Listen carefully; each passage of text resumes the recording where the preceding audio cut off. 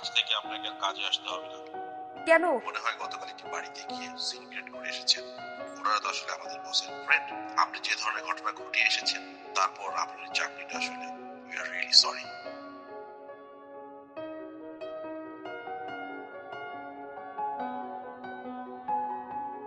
Hello. আপনার চাকরিটা প্রায় নিশ্চিত, শুধু কনফার্মেশনের জন্য আপনাকে দরকার। আপনার কি একটু সময় হবে? হ্যাঁ হ্যাঁ, অবশ্যই। আমরা আপনাকে মিড স্যালারি 15,000 দিচ্ছি এবং এভরিথিং আর সবকিছু মিলে আরো 5,000 মোট 20,000 টাকা স্যালারি দিচ্ছি। কি বলছেন স্যার? আমার তো বিশ্বাসই হচ্ছে না। Thank you so much. হ্যাঁ, সবই ঠিক আছে কিন্তু একটা সমস্যা আছে। কি সমস্যা? আমাদের যিনি ওনার যাকে নিয়োগ দিই উনি ওকে করার পর আসলে আমরা ওকে করি বিকজ অফ উনি একটু স্ট্রিক্ট তো তাই।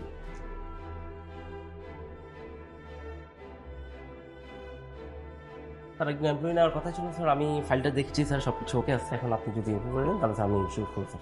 সন্দেশ, আমি তোমাকে এখানে দেখে খুব খুশি হয়েছি। আসলে পরিশ্রম মানুষকে কতটা সফল করে সেটা তোমাকে দেখলেই বোঝা যায়। কি নাম আপনার? রুহি। রুহি, আমি কি আপনাকে চিনি?